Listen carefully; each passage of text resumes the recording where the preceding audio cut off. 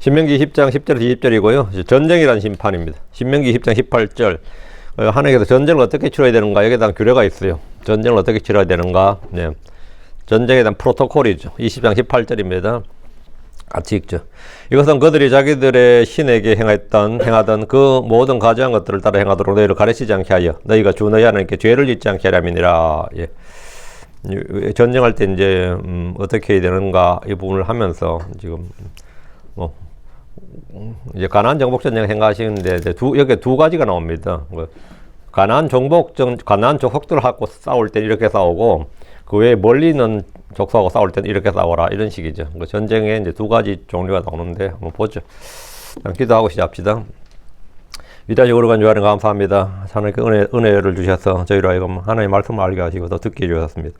아버지는 또 듣긴 하지만 저희가 믿지 못하는 경우가 있고 순종하지 못할 때 있고 또 정확히 제대로 행하지 못할 때가 있사오니 주님께서 저희를 불쌍히 해주시고 말씀을 들은 그대로 믿고 또 믿는 그대로 행할 수 있도록 해주시기를 간구합니다. 아버지 하나님, 이전에 기록된 모든 것들을 저희가 가르쳐 주시고 또 깨닫게 해주시기를 간구하며 또 주의 전날 함께 주 앞에 모인 모든 혼들을 불쌍히 여기시고 또 주님께서 복을 많이 내려주셔서 말씀이 주는 좀 이 생명과 은혜를 다 마음 가운데 충만하게 누릴 수 있도록 도와주십시오. 오늘 온종일 주의 영이 저희 속에 차고 넘치게 하시길 원합니다. 감사드리며 주의 성교합니다. 아멘. 예. 오늘 이 시간 우리가 공부할 본문은 전쟁 수행 방법과 목적입니다. 전쟁 수행 방법과 목적입니다. 이 지옥은 죽은 죄인들의 혼에 대한 심판이고 전쟁은 살아있는 산자들이 이 땅에서 받는 심판이다, 이런 말이 있어요. 지옥은 죽은 혼의 심판이고 전쟁은 산자들의 심판이다. 하나님 이스라엘이 가나안에 들어가서 땅을 정복하는 과정에서 어떻게 전쟁을 수행해야 되는지 그 방법과 목적을 말씀해 주셨습니다. 오늘 크리스천들이 가장 난감해하는 질문 중에 하나가, 넌 크리스천이 이제 크리스천을 공격할 때 가장 자주 하는 질문 중에 하나가 이 가나안 정복 전쟁이에요. 왜 주님은 가나안 족속을 완전히 멸했는가? 심지어 여자들이나 노인이나 어린아이들까지 죽이도록 한 것은 너무 잔인한 처사가 아니냐? 이거 인종학살인데, 인종청소, 민족학살인데 하나님 이걸 명했고 이스라엘 이걸 수행했다, 이거예요. 그렇게 했다. 그게 이제 그 성경에 나오는 말인데 그게 말이 되느냐? 인종청소가 말이 되느냐? 이건 전쟁 범죄 아니냐? 이렇게 이제 딱 할 때 그렇잖아요. 가만히 이제 답을 못하는 케이스죠. 이거 좀 심하다. 죽이려면 군인들만 죽여야지. 애는 왜 죽이냐? 뭐 이런 거요. 여자는 왜 죽이고, 애는 왜 죽이고, 노인은 왜 죽이냐? 이제 이렇게 딱 나올 때 이제 난감한 거죠. 성경에 자주 나오는 말씀 중에 하나가 진멸할지니라. 진멸할지니라. 철저히 완전히 멸하라는 말인데 이것은 전쟁이 오늘날 국제관계에서 외교 분쟁의 해결 수단이나 경제적 목적이 아님을 분명히 보여줍니다. 성경이 말하는 전쟁은 이 땅에서 집행되는 하나님의 심판입니다. 노아 형국 때 하늘에서 내린 비는 사람들의 외모를 존중하거나 차별하지 않았습니다. 소돔과 고모라에 내린 하늘의 불은 그 땅에 그 도시에 있는 누구의 외모도 차별하지 않았습니다. 그 사람 죽을 만한 사람이 아닌데, 죽어서는 안 될 사람인데, 그런 건 없습니다. 그 비나 불에 다 죽었지, 그건 죽어서는 안 될 사람인데, 참 아까운 사람인데, 이런 건 없다. 하나님은 사람 외모를 존중하거나 차별하지 않습니다. 이집트 땅에서 임한 재앙들 역시 사람을 따라서 차별하지 않았습니다. 가나안 정복 전쟁이나 그 이후로 이스라엘이 벌일 전쟁은 모두 하나님의 심판이라는 관점에서 봐야 됩니다. 본문의 전쟁에 대한 규례는 단순한 군사 전술이 아닙니다. 하나님께서 자기 백성에게 요구하시는 것은 무차별적 파괴가 아니라 하나님의 뜻에 따른 분별된 순종이고 동시에 가나안에 가정한 죄와는 철저히 결별하는 거룩함, 공의의 집행입니다. 이 본문은 전쟁의 본문이면서 동시에 평화에 대한 심판의 정당성, 죄의 오염 방지, 그리고 창조 세계에 대한 절제를 함께 보여줍니다. 본문 다음 네 가지 주제를 담고 있는데 하나님은 함부로 피를 흘리는 전쟁을 기뻐하지 않으시며 먼저 화평을 제안하십니다. 그러나 완고한 대적에게는 심판이 따른다는 사실을 분명히 하셨습니다. 약속의 땅 안에서는 죄의 문화와 우상숭배를 남겨두지 말고 다 진멸하라고 했습니다. 하나님의 법에 따라 사는 하나님의 백성들이 사는 땅에 하나님이 아닌 다른 신들이나 우상들이나 불법에 가지한 것들이 공존할 수 없게 하라는 겁니다. 그럼에도 전쟁 중에도 무분별한 파괴를 금하시는 절제의 규례가 있습니다. 이것은 오늘날 우리에게도 중요한 교훈을 줍니다. 우리는 세상과 타협하라고 부름받은 것이 아니라 거룩함을 지키며 죄와 분리되어 살도록 부름받았습니다. 우리는 세상에 살지만 세상에서 분리된 삶을 살아야 되고 이 세상을 이기고 십자가에 못 박아야 됩니다. 자, 본문입니다. 10절, 20장 10절. 내가 어떤 도시를 대적하여 싸우려고 그 도시에 가까이 나아갈 때 그때 그 도시에게 화평을 선포할지니라. 그 전쟁을 하기 전에 어떤 도시를 가는데 싸울 때 즉 화평을 선포할지니라. 10절부터 15절은 가나안 땅의 민족들과 전쟁하는 게 아니고 그 밖의 민족들, 나라들과의 전쟁입니다. 다윗이 치렀던 전쟁이 여기에 해당됩니다. 다윗이 싸웠던 전쟁이 다 여기에 해당되는데 이 구절은 매우 중요한 의미를 담고 있습니다. 이스라엘은 무조건 선제 공격을 통해서 주변 왕국이나 도시나 민족을 정복하는 것이 아니라 전쟁이 필요하면 먼저 그 도시 화평을 선포하라는 겁니다. 이것은 하나님께서 이스라엘의 전쟁이 본질적으로 침략 전쟁이 아니라 하나님의 공의 아래 시행되는 제한된 심판임을 보여줍니다. 이스라엘은 싸움을 즐기는 민족이 아니라 하나님도 피 흘림을 원치 않습니다. 여기서 화평을 선포한다는 것은 단순한 외교적 제스처가 아니라 하나님께서 심판에 앞서서 은혜의 기회를 주신다는 의미를 담고 있습니다. 하나님 먼저 돌이키실 기회를 주십니다. 이것은 성경 전체 원리와 일치합니다. 하나님 오래 참으시고 심판 전에 경고를 주시는 겁니다. 하나님 땅에 홍수를 일으키시기 전에 오랜 시간 의의 선포자 노아를 통해 경고를 주었습니다. 니느웨를 심판하시기 전에 예언자 요나를 보내서 그 땅에 다가올 심판과 재앙을 선포하셨습니다. 주님은 이집트를 심판하시기 전에 모세와 아론을 보내서 파로에게 경고를 거듭 주셨습니다. 이런 재앙과 심판을 피하라는 겁니다. 출애굽 때를 보십시오. 이스라엘이 먼저 공격을 한 적이 없습니다. 파로는 병거를 끌고 이스라엘 뒤를 쫓아왔다가 멸망했습니다. 출애굽기 17장 8절에 16절에는 아말렉과의 전쟁이 나오는데 이스라엘이 르비딤에 왔을 때 아말렉이 먼저 와서 공격을 했습니다. 모세는 산 위에서 손을 들고 기도했고 여호수아는 군대를 끌고 나가서 싸웠습니다. 민수기 20장에서는 에돔의 군대가 이스라엘을 막았습니다. 모세가 에돔 왕에게 평화롭게 길을 지나게 해달라고 요청을 했지만 군대를 끌고 와서 싸우겠다고 했죠. 길을 막았습니다. 이스라엘이 그들을 치러 간 게 아닙니다. 결국 이스라엘은 전쟁을 피해서 에돔을 우회했습니다. 하나님께서 그들과 싸우지 말라고 명령한 겁니다. 그 땅은 이스라엘이 주신 땅이 아니기 때문입니다. 원수들이 먼저 이스라엘을 공격하지 않는 이상 이스라엘은 그들을 치지 않습니다. 민수기 22장에서 25장은 모압과의 긴장 관계가 나옵니다. 모압 왕 발락은 이스라엘을 두려워해서 발락이 발람을 불러서 그들을 저주하려 했습니다. 이스라엘은 모압을 치지 않았습니다. 그리고 아모리 왕 시온과 전쟁이 있었습니다. 이스라엘은 평화롭게 통과를 요청했습니다. 그러나 시온이 거절하고 이스라엘을 공격했습니다. 이 전쟁으로 이스라엘은 시온을 정복했고 헤스본을 점령했습니다.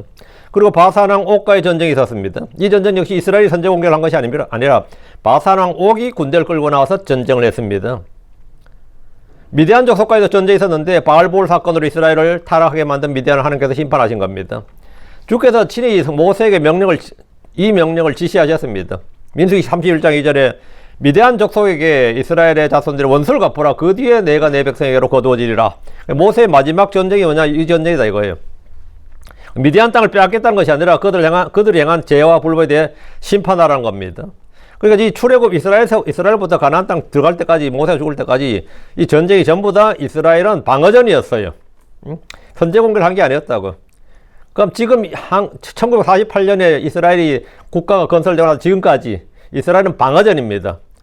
근데 방어전인데 이 방어전만 해가지고는 나라를 지킬 수가 없는 거예요. 왜? 현대전에는 핵이란 게 있어요. 근데 핵을 만들어버리면, 근데 중동에도 여러 나라가 핵을 만들겠다는 거예요. 핵을 만드는 순간 이스라엘은 끝나는 거죠. 그럼 그걸 제거하겠다는 건데, 혼자 힘으로 제거 안 되죠, 솔직히. 뭐 인구 1000만 명밖에 안 되는 그 작은, 이스라엘 땅 크기가요, 경상북도 크기만큼도 안 됩니다, 그게 크기가. 그 정도 크기가 주변에 20억과 싸워야 되는 거예요, 20억. 아니면 그 생존이 막아니까. 그 미국을 등에 업고 지금 하는 거죠.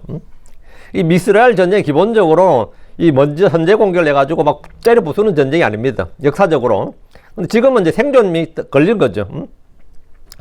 광야시대 군사 사건을 보면 공격하는 쪽이나 원인 제공자는 이스라엘이 아님을 알 수 있습니다. 하나님은 에돔이나 모압이나 암몬과 싸우지 말도록 하셨습니다. 실제 전쟁의 대부분은 상대의 적대 행위 이후에 발생을 했습니다. 적대 행위 이후에. 많이들이 이 사실, 이 진리를 외면한 채 이스라엘이 잔인하게 전쟁을 벌이고 있다고 말합니다. 잔인하게 전쟁을 벌이고 있단 말이에요. 우린 여기서 중요한 원리를 배웁니다. 첫째, 하나님은 무분별한 충돌보다는 화평을 기뻐하신다. 먼저 화평을 선포하라잖아요. 둘째, 하나님의 백성은 가능하면 화평을 추구해야 됩니다. 그래서 요즘도 막 아브라함 협정이니 이런 거 막 맺는다 그러잖아요. 그거 맺는다 그러는데 중동 평화는 말이죠. 외교 정책이 항상 제1순위입니다. 전 세계 외교 무대에서 제1순위가 중동 평화 아니에요.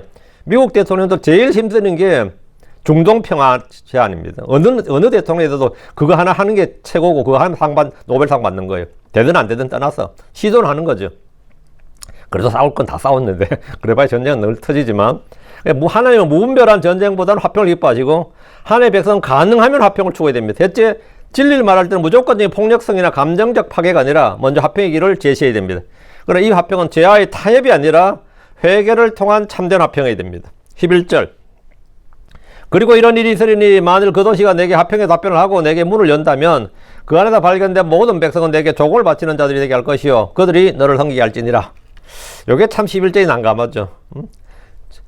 만약 화평을 선포했는데 그래 오케이 하면 전쟁 안 해가 아니라 속국으로 삼으라는 겁니다.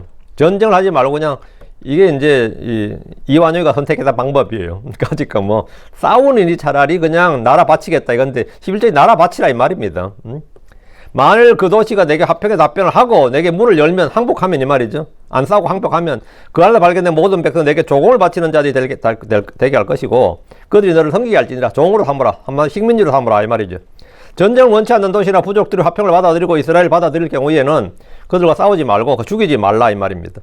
가나안 땅은 오랫동안 죄와 불법으로 가득했습니다. 그럼에도 그들이 하나의 백성 이스라엘을 받아들이면 그들은 생명을 보존할 수 있다 이렇게 이해하는데 이건 가나안 전쟁이 아닙니다. 가나안 전쟁은 멸해야 될 전쟁이에요. 아예 이 자체 화평을 뭐고 이런 게 없어요. 가나안 전쟁은 무조건 하는 거. 이거는 가나안이 아니라 멀리 있는 민족들입니다. 본문은 가나안 족속들과의 전쟁이 아니라 다른 민족들과의 전쟁입니다.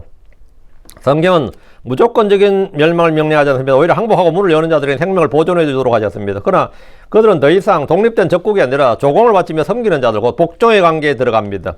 항복했다는 이유로 그들이 하나님의 백성이 되지 않습니다. 이것은 영적 질서를 보여주는데 하나님은 죄와 불법과 반역을 그대로 두지 않습니다. 그러나 회개와 복종이 있는 곳에는 생명의 길이 열립니다. 만일 그 도시가 내게 화평의 답변을 하고 내게 문을 연다면 이랬죠. 어떤 사람들은 항복해서 종으로 사느니 차라리 싸우다 죽겠다고 저항할 수가 있습니다. 민족적 자존심이라는 게 있잖아요. 그래서 싸우다 죽지 왜 내가 문을 열어서 이렇게 하겠느냐. 항상 전쟁에는 화평을 채는 화친이 있고요. 끝까지 싸우다 최후의 이름까지 싸우다 죽자 이런 사람도 있습니다. 그럼 어떻게 해야 되느냐 이건데 그럼 그들은 멸망합니다. 이게 선택에 따른 거죠. 그러면 그들은 멸망을 해요. 대신 그들이 항복하고 개인적으로 해결을 하고 개종을 통해 이스라엘의 일원이 될 수 있습니다. 이스라엘은 단일 혈통, 단일 민족 같지만 사실은 다민족 국가고 종교 공동체입니다. 그 땅에서 종으로 살던 사람들이 주의 법을 듣고 주의 백성이 될 수 있습니다. 이것은 복음의 원리와도 정확히 연결됩니다. 하나님께 항복하는 자는 죽지 않고 오히려 살게 됩니다. 하나님께서 화평의 복음을 주는데 내가 굴복하고 하나님을 예수 그리스도를 내가 받아들이면 그건 주의 종이 되고 생명을 얻을 수 있어요. 영원한 생명을 얻을 수 있습니다. 그러나 하나님께 굴복하지 않는 자는 교만자는 심판을 피할 수가 없고 지옥으로 멸망합니다. 참된 평화는 서로를 적당히 인정하는 수준에서 오지 않습니다. 참된 평화는 주 하나님 앞에서 완전히 굴복하는 겁니다. 죄인이 하나님께 화평의 복을 듣고 화평의 답변을 하고 문을 여는 순간에 그는 더 이상 자기가 주인이 아닙니다. 주님이 주인이 됩니다. 점령군이 오는데 주님이 점령군이에요. 내가 주님의 종이 되는 겁니다. 그리스도께서 주인이 되시는 겁니다. 이것이 구원의 질서입니다. 그 안에서 발견된 모든 백성은 내게 조공을 바치는 자들이 되게 할 것이요 그들이 너를 섬기게 할지니라. 화평의 말에 화답을 하고 전쟁 대신 굴복을 택한 이들은 이스라엘에게 조공을 바치는 자들이 되고 섬기는 자들이 되어야 됩니다. 이것은 굴욕이 아니라 생명의 구원입니다. 그들은 하나님의 땅에서 하나님의 백성들과 함께 살 수 있고 주의 법을 배울 수 있습니다. 그리고 언제든지 개종을 통해서 주의 백성이 될 수 있습니다. 다윗의 부하들 중에서 많이들이 순수 이스라엘만 있었던 것이 아니라 여러 이방 출신 인물들이 중요한 역할을 맡고 있었습니다. 어떤 사람은 군사 지도자였고 어떤 사람은 충성된 신하였고 어떤 사람은 왕실 가까이 경호대장이었습니다. 성경은 다윗 왕국이 단순한 혈통 공동체가 아니라 믿음과 충성으로 결속된 왕국의 섬을 잘 보여줍니다. 헷 족속 우리아가 30인종사 중에 한 명이었습니다. 갓 사람 이때는 가드 출신으로 필리스틴 사람입니다. 이게 적국이죠 사실은. 그럼 압살롬의 반역 때 다윗을 끝까지 따른 신실한 사람이었습니다.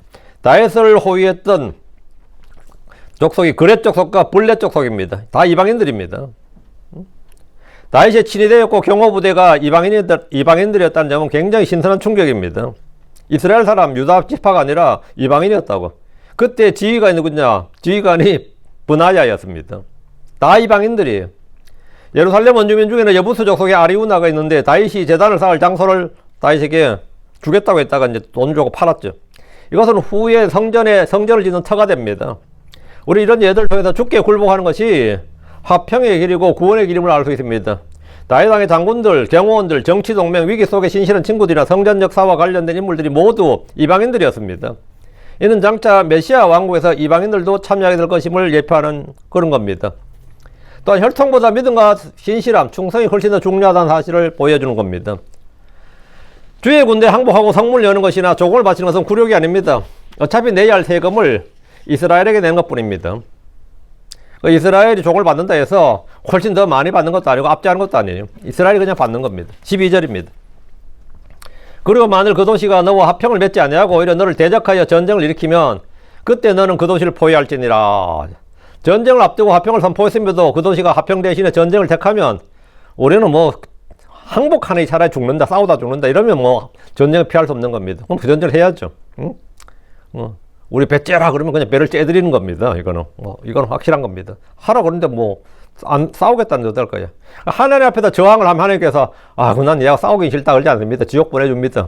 나 차라리 지옥 가겠습니다. 그러면 알았다고 가라고 그래요.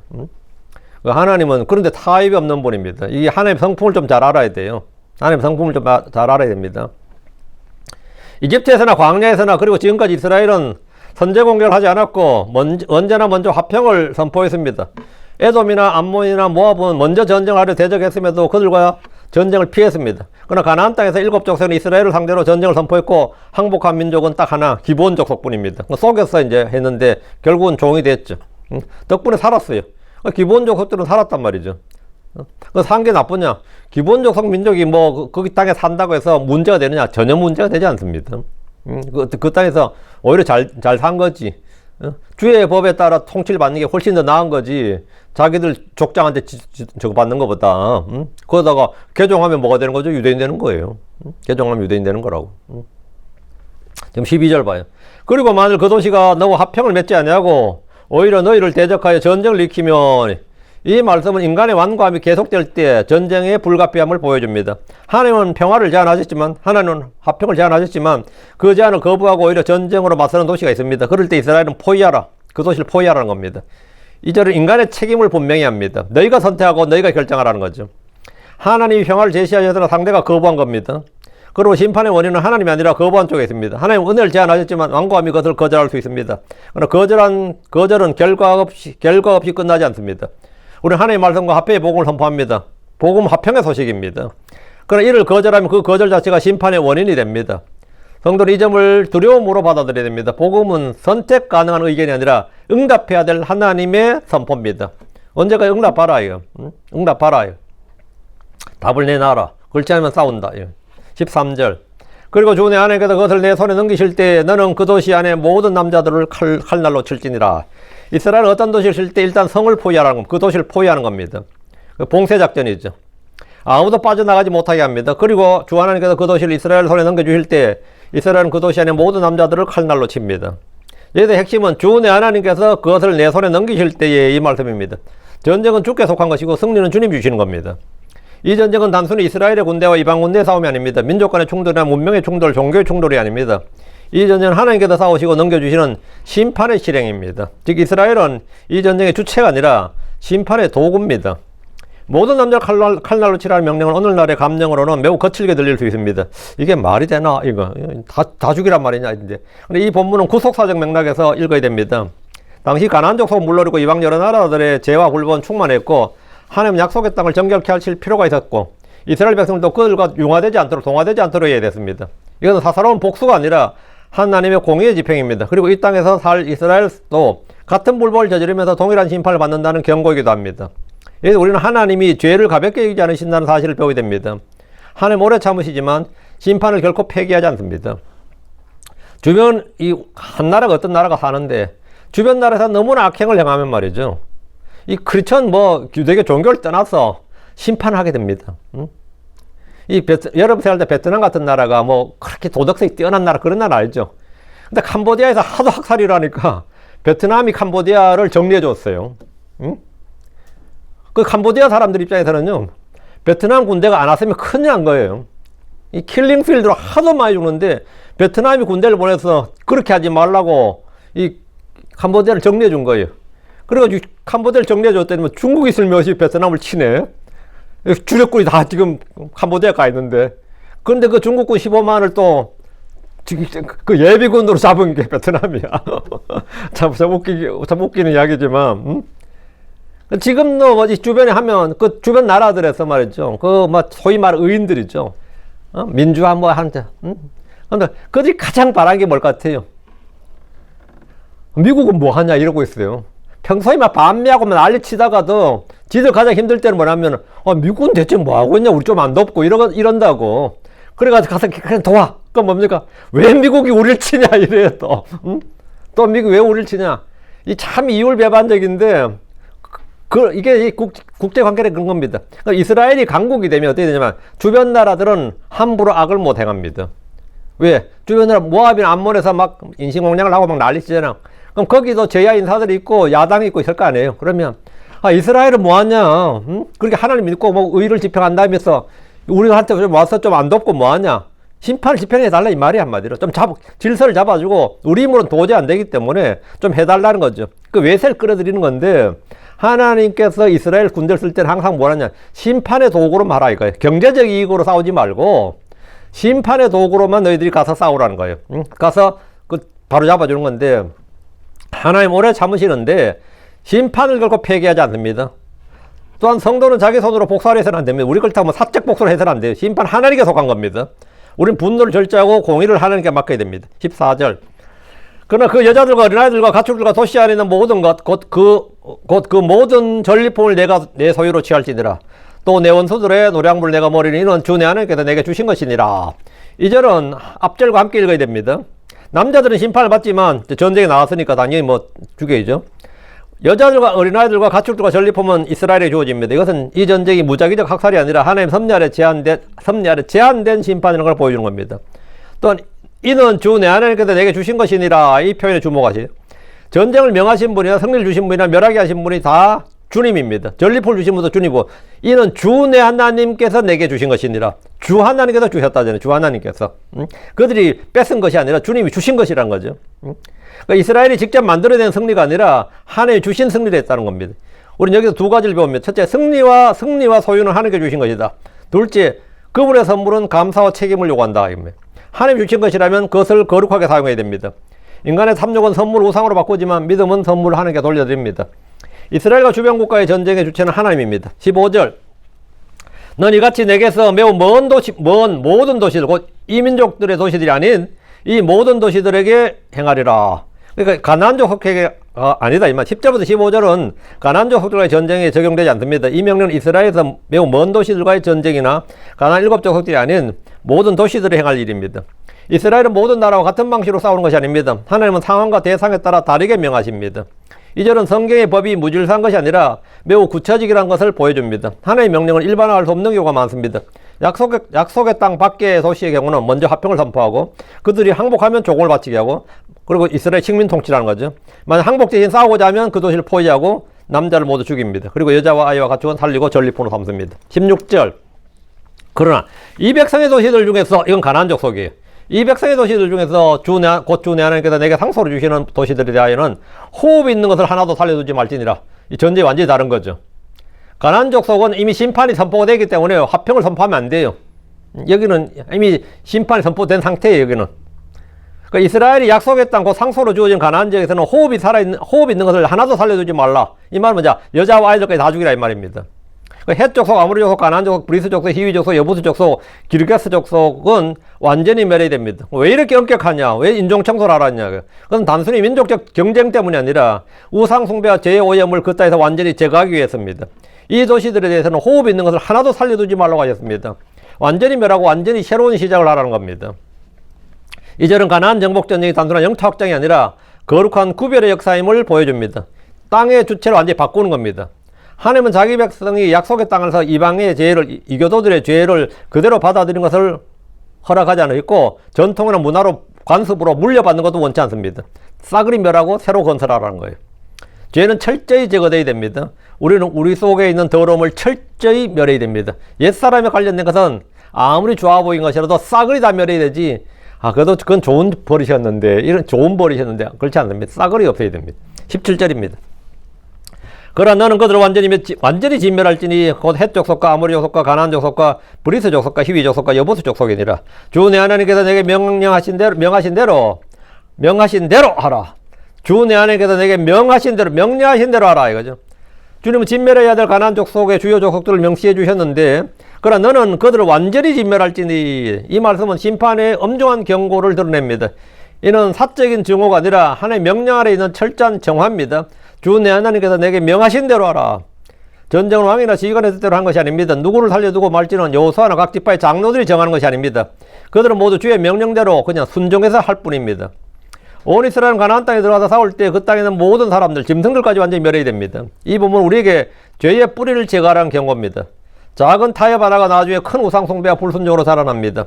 하나님은 부분적인 계획이 아니라 철저한 순종을 요구하십니다. 철저한 순종입니다.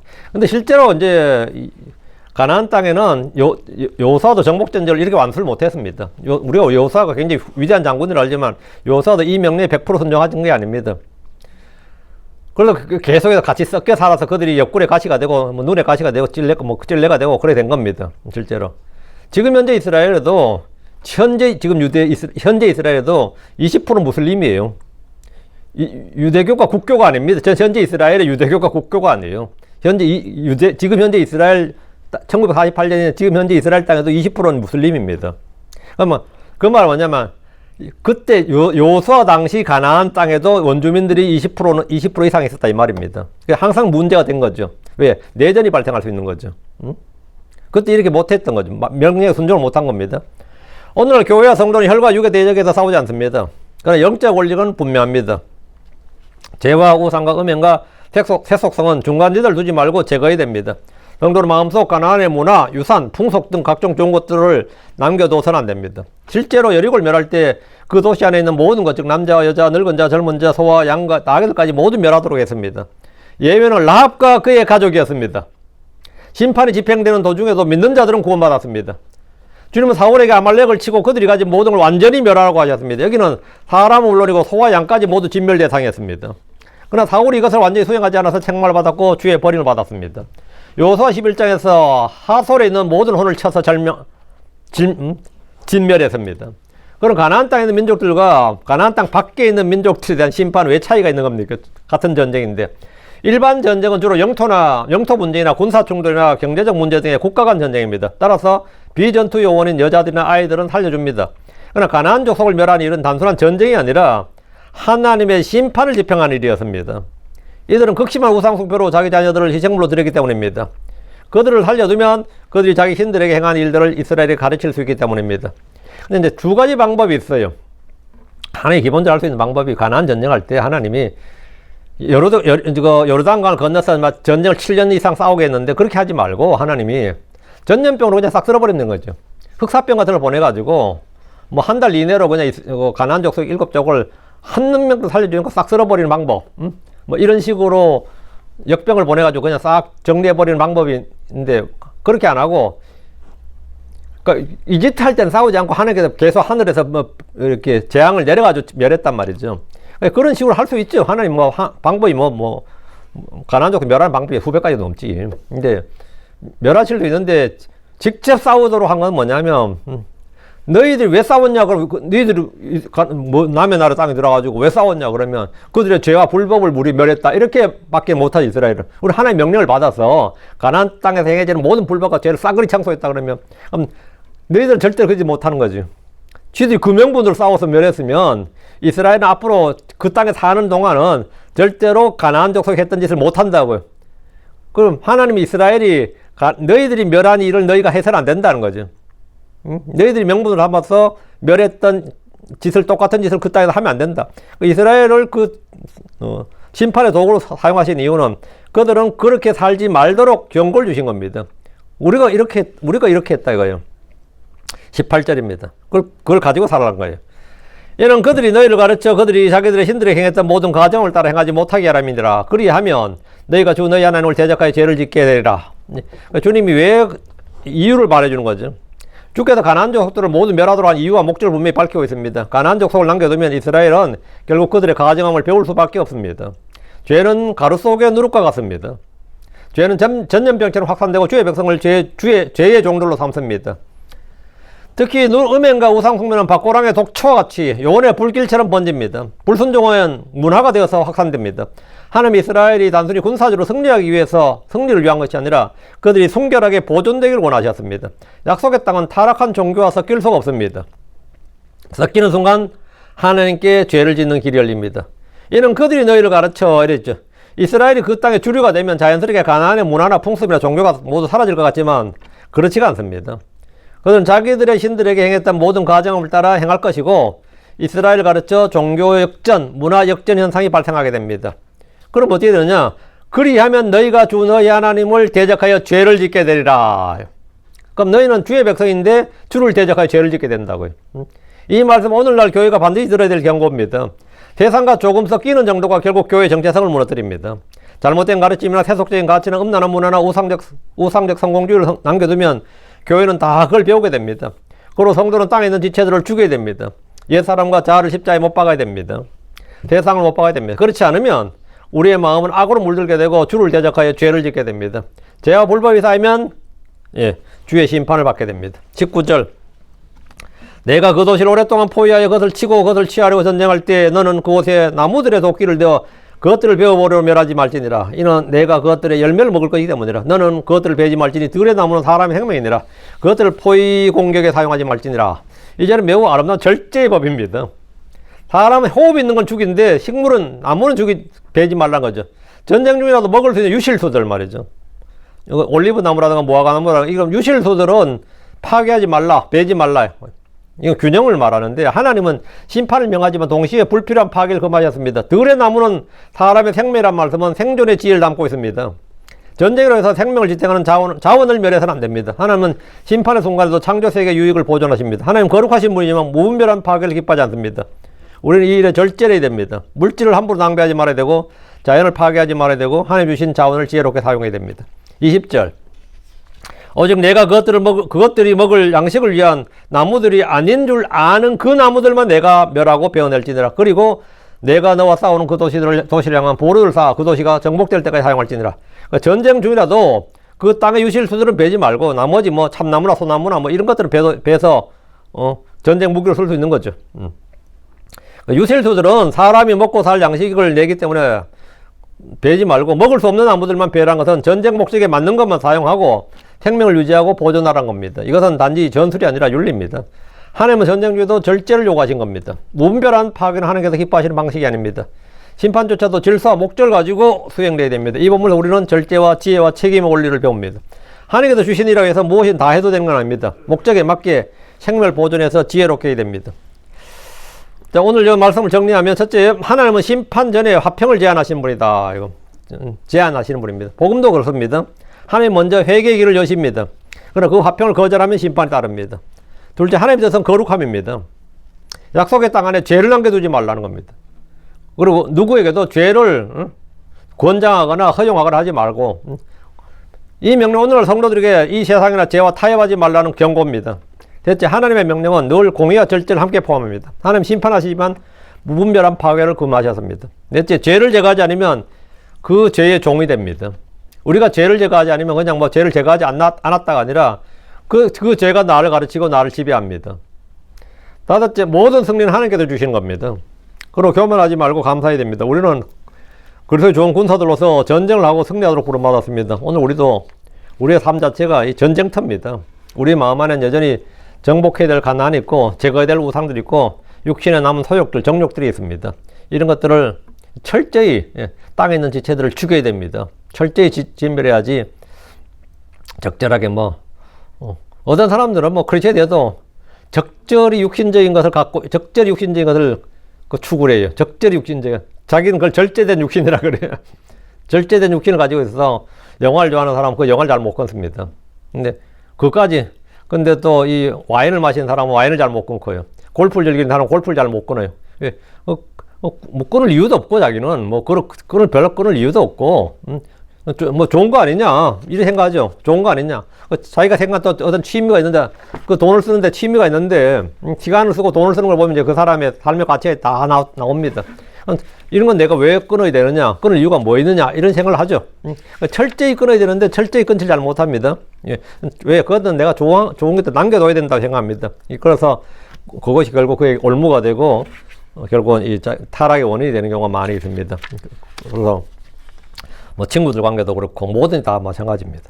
여러분이 좀 이 말씀을 통해서 내가 육신을 철저히 육신의 정과 욕심을 철저히 십자가에 못 박아야겠구나, 땅에 있는 지체들을 철저히 죽여야겠구나, 이렇게 이건 타협의 대상이 아니구나, 그러거나 그렇게 알면 되고요.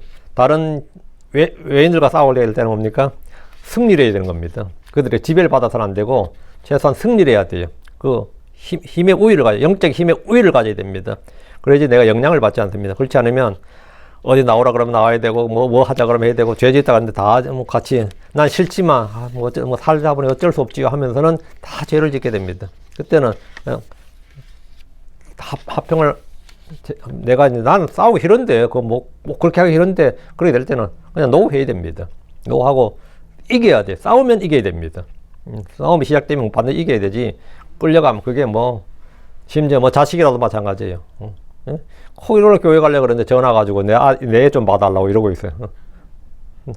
나 지금 교회 간 시간이다. 그거 왜 지금 전화 못 가냐고. 지금 내 교회 간 거 모르냐. 나를 완전 개무시하는 거야. 엄마 알지. 그래도 좀 뭐라 하니까 이런 사가지들이 있어요, 꼭. 근데 그럼 그걸 못 이겨. 그럼 그냥 끝나는 겁니다. 네가 교회 와라 그래야 되지. 네가 놀러 갔는데 네 자식 나한테 맡기지 말고 네가 차라리 애 데리고 교회 와라 이래야 된다고. 제가 그런 꼬라지를 많이 봤거든요. 근데 여러분 절대로 지어서는 안 됩니다. 이겨야지. 그럼 그렇게 한두 번 싸워서 이겨면요, 뭐 우리 엄마 아빠한테 씨도 안 먹힌다, 이런 생각이 아예 들게 만들어야 돼요. 그 부탁할 일도 아니다. 씨도 안 먹힐 이야기다 이래야 되지. 엄마 교회 갔는데 왜 전화하냐면 다 이야기 목에 돼 있어 이런 끝나면 제가 하면 이긴다고 자기가 아는 거예요. 다 이야기하면 뭐 간다 그랬지만 또 내가 부탁하면 다 들어주게 돼 있어, 이런 끝나는 겁니다. 그 씨도 안 먹힌다 할 정도로 딱 항상 여러분 승리자가 돼야 돼요. 이깁시다. 예. 누구한테도 이겨야 됩니다. 이깁시다. 자기 육신에도 이겨야 돼. 오늘 피곤하다, 날이 부터나다.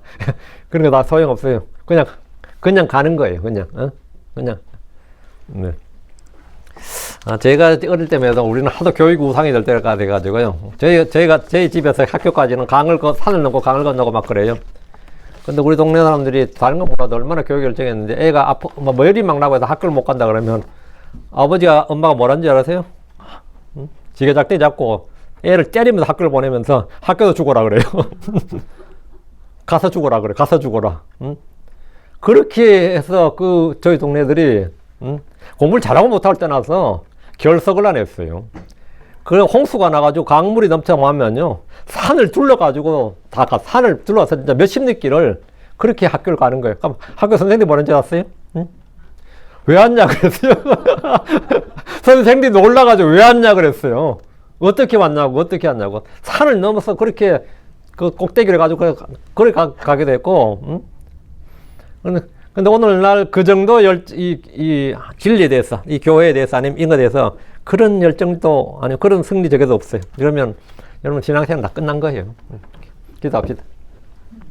위대하시고 거룩한 주 하나님 감사합니다. 하나님께서 은혜 주셔서 오늘 주의 말씀을 전했습니다. 전해진 모든 말씀들이 성도를 위하여 전달되게 하시고, 듣는 모든 분들도 주님에 대해서 마음을 좀 새롭게 할 수 있도록 해주시옵소서. 저희 마음속에 늘 구원의 은혜와 감격을 아버지는 기억하도록, 그리고 첫사랑을 늘 회복하도록 해주시옵소서. 열정이 식지 않도록 해주시고, 아버지는 또 하나님과 가졌던 처음에 가졌던 그런 신선한 감각, 또 주님께 주신 그런 은혜의 감동, 이런 것이 점점 식어지면 저희가 육신에게 지고야 되고 세상에 사협하게 되고 아버지 냉랭하게 됩니다. 주 하나님께서 저희 마음을 새롭게 해주시고 생각의 영을 새롭게 해주시옵소서. 변화시켜 주시고 오히려 더욱더 성장할 수 있도록 해주시옵소서. 저희가 그래서 좋은 군사들로 부름받아 싸우니 아버지는 저희가 육신과 싸워서, 세상과 싸워서, 또 누구와 싸워서도 지는 일이 없도록 해주시길 원합니다. 저희 속에 있는 것들은 철저히 진멸하게 하시고, 저희 밖에 있는 것들에게는 아버지는 저희가 먼저 화평을 선포하고, 가능한 한 저희가 화평을 구하지만 어떤 전쟁에서도 그래서 예수를 통해서 승리하는 자들이 되도록 해주시길 원합니다. 이 세상에서 저희가 승리자고 정복자보다 더 나은 자들이 되길 원합니다. 하나님 아버지 하나님께서 도우시고 복을 주시옵소서. 오늘 온종일 말씀의 양을 충만케 해주실 간구합니다. 감사드립니다. 주의 성기도합니다. 아멘.